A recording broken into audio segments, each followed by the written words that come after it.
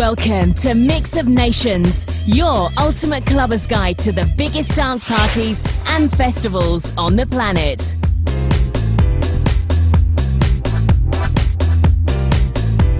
Ahead, Italy's hottest DJ on tour in London.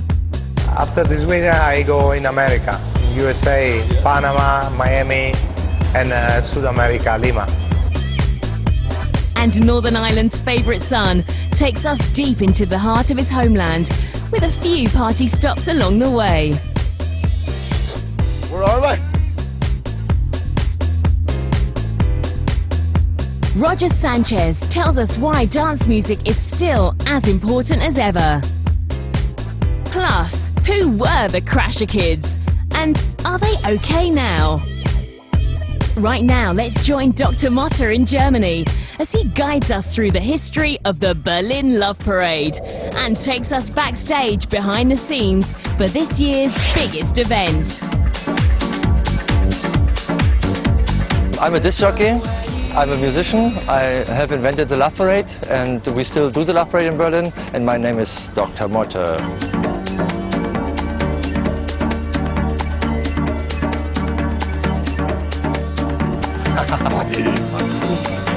Hi.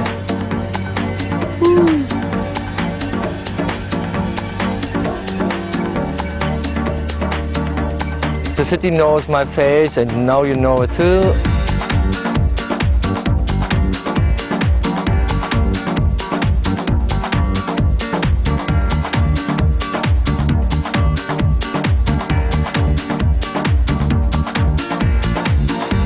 It was the 1st of July in '89. We had the first Love Parade happening on the Kurfürstendamm in Berlin. It was like a little Volkswagen van and with little sound system on and tapes, and a few DJs did some cassettes, and so we had our music and we're celebrating ourselves on the street in Berlin.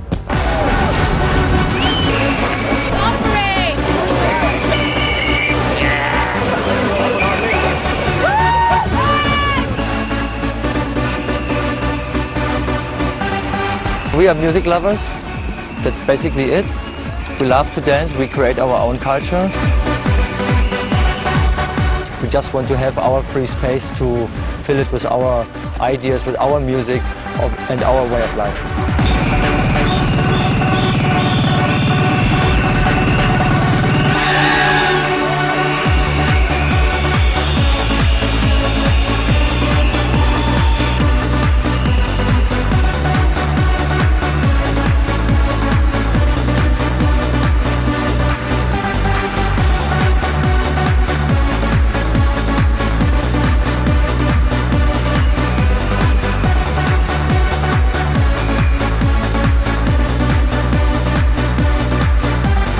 Brings a lot of money into the city, and all clubs are really celebrating the day as well, and they told me with the Love Parade they can survive the whole year because they make so much money.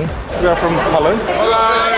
They always have secret parties in Holland, and now with this group we are now just go to the Love Parade. Everybody wants to come in, it's a party, that's the main purpose, I think. Yeah, you know swingers, and I'm not talking about dancing, but we're swinging, From liking, partner to partner. loving each other, swinging from one to one, woman to the other one.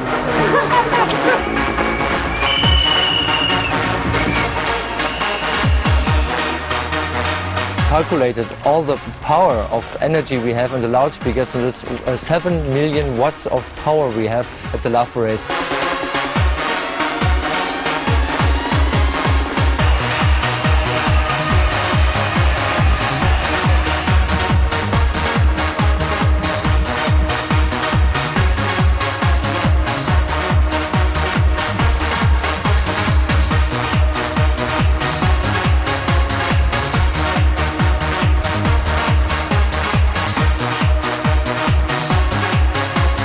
For myself, it was really high point, like better than sex.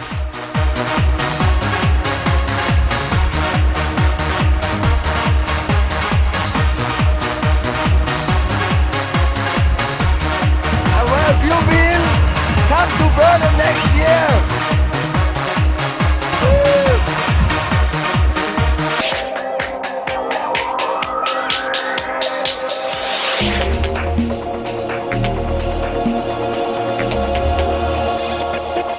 It's Saturday night in London, and we're driving around town in the backseat with Italy's biggest DJ, Mauro Picotto.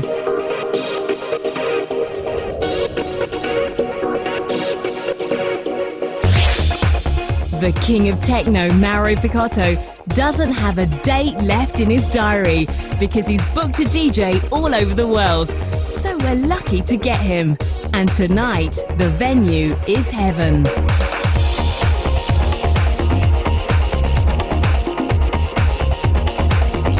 I spend more time around the world because I play only few gigs in Europe, like Germany, Italy, also Spain this summer. But also I spend a lot of time now in America, in Australia, Malaysia, Japan, China, South Korea. South America is really, really good. I like Colombia. Hockey on the ice, one of my favorite plays at the moment because it was 11 o'clock in the morning. It's like 6,000–7,000 people on the dance floor. And all around the dance floor, empty. All people on the dance floor. It's not only young people, also people like me, 30 years old. Really, really good club and really good sound system. Because also for our kind of music, it's so important, the sound system, because when you don't play the track that the people don't know, like the hit, you know, the more commercial track, it's so important to have a good sound system.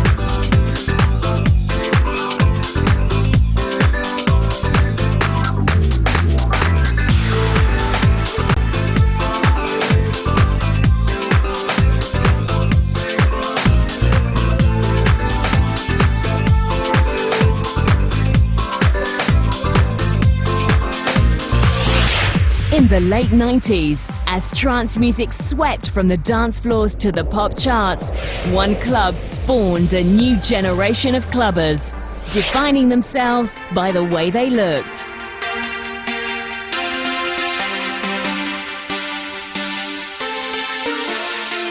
I think Gatecrash is very different to a lot of the other festivals. Everyone here has the same thing in common, is they all love the same music. They all love trance and house. Nice bit of banging house, come on!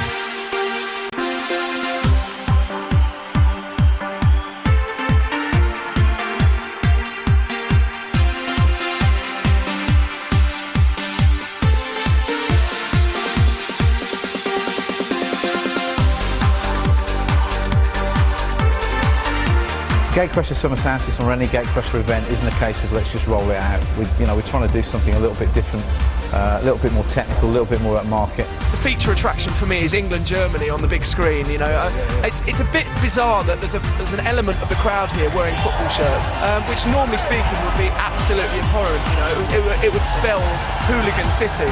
But on this occasion, they cleverly realised that England's most important football match, probably in the last 2 or 3 years, coincided with their event, and they might have lost significant amounts of people had they not put it on a big screen. So forget the DJs, that's what I want to see.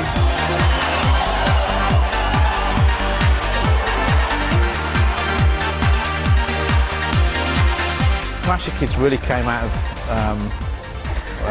the bank holiday specials that we used to do in Sheffield. We used to put a bank holiday special on really every bank holiday. Is about 4 or 5 a year in the UK. There was a group of people that were really sort of individual and a little bit outrageous that used to turn up at the club, and they only turn up on these bank holidays, and we sort of spotted them, and because they'd made such an effort, we sort of returned the effort and got them straight to the front of the queue, got them in, looked after them, gave them a little bit of VIP treatment. And I think a lot of other people saw that and thought, you know, they're the cool people. We want to emulate them, and it sort of grew from there. it grew to such an extent that it was totally out of control. It was totally out of control at one point. Obviously, I mean, you've got the crazy dress. Some people think we look like idiots. Some people think we look great. But you see people that come just like to see people that are dressed mad. It's like entertainment. You people that come, coach parties from all over the country come, and the atmosphere in there. I've been to like probably every club, well, every big club in England that goes on a Saturday night, and there's nothing like the electric atmosphere in there at 6 o'clock in the morning when most clubs are shut. You know what I mean? This place is still going strong. I think the lads, you know, are worse than the girls. You know, with the spikes and the colours, they're far worse. Take longer anyway. My boyfriend does. Yeah, definitely. He has the mirror more than I do.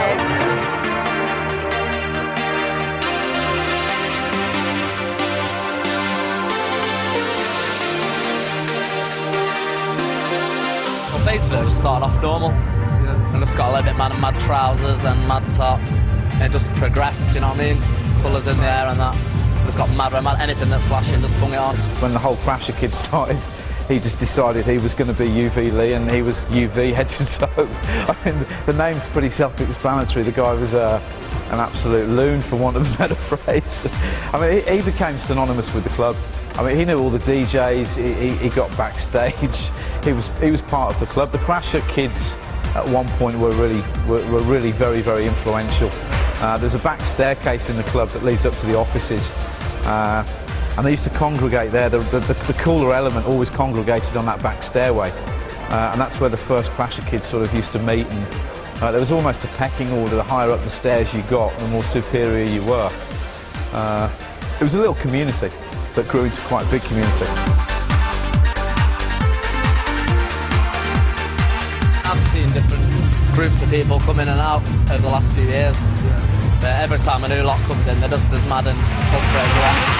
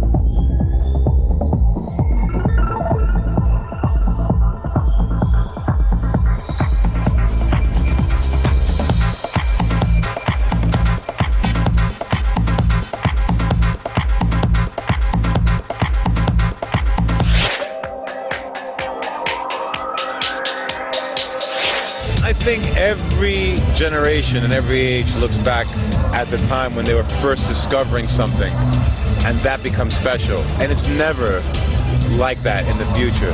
It's like having sex. The first time you have sex, you think, wow, the best thing. And not that it isn't great afterwards, but it's not the same, you know?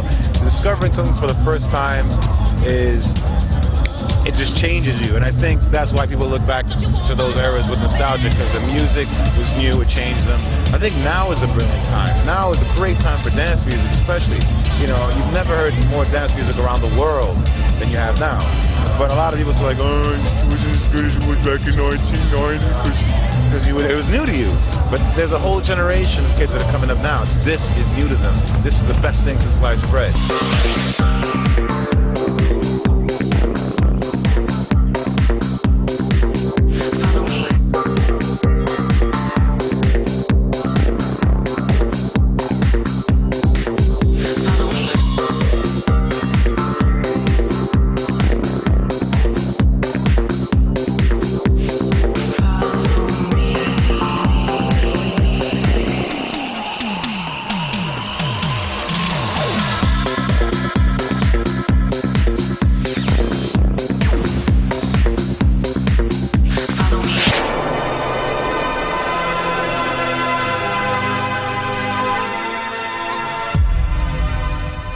There's something about Northern Ireland anyone too better to show us around than one of Ireland's favourite sons, Fergie. Where are we?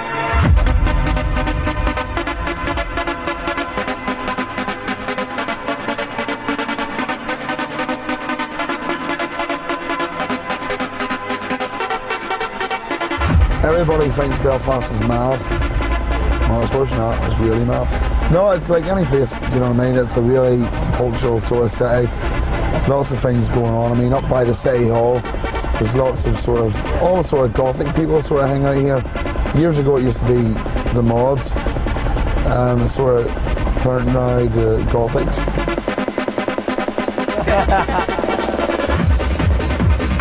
The club we're playing at tonight was actually the first club I'd ever been to in my whole life. Robbie Nelson was playing. It was actually called the Arena, now it's called the Met. And they had to sneak me in through the fire escapes.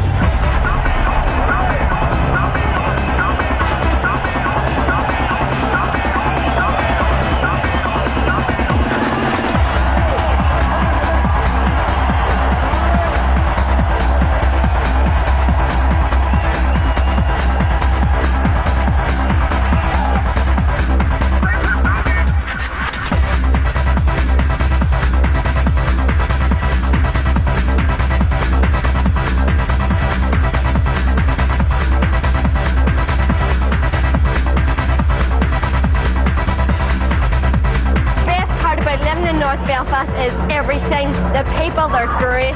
The Northern Ireland dance scene, it's taken off. It's not as big as it should be, but it's growing. Chill out, maybe go to the network, Space. Usually we just go home because we've had so much here. Back to the network to see Fergie, although he's not playing, he's there. Everybody from here pays back to the network. And the network or Space, that's it, keeping it real.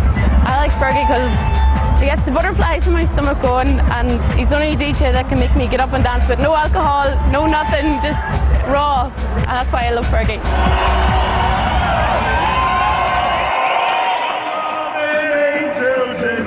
I've got a full bus full of nutballs. We're going to the network, city centre of Belfast. God knows what's happening, it's all planned.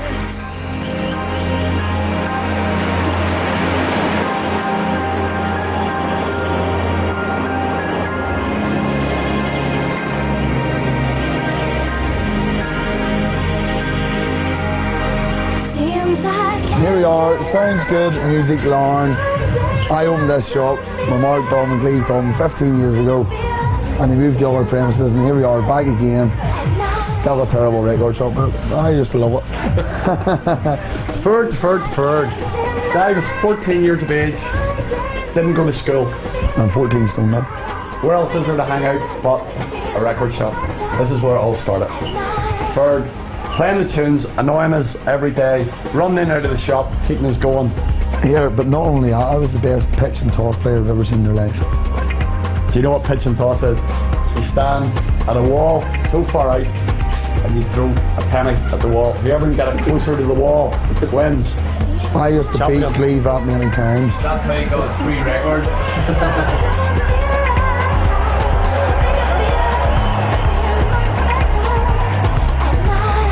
The best part about really last night was, you know, there's that many people that, you know, most of them were my friends, people from school, you know, loads of people I recognise, used to play football with, people played football with at Enver Park, you know, from playing records to going, DJing there and playing football, just unbelievable really.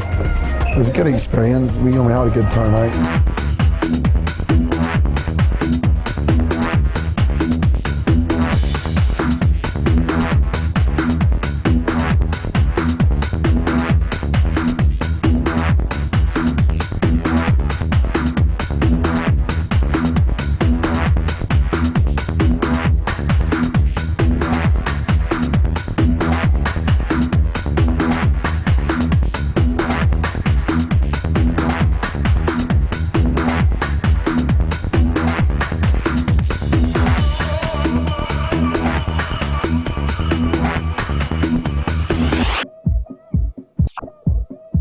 On next week's Mix of Nations, the round trip includes a stop off in Miami, Zurich and Sydney, with Carl Cox, Paul Van Dyk, Freak Nasty and Danny Howes as your guides. See you then.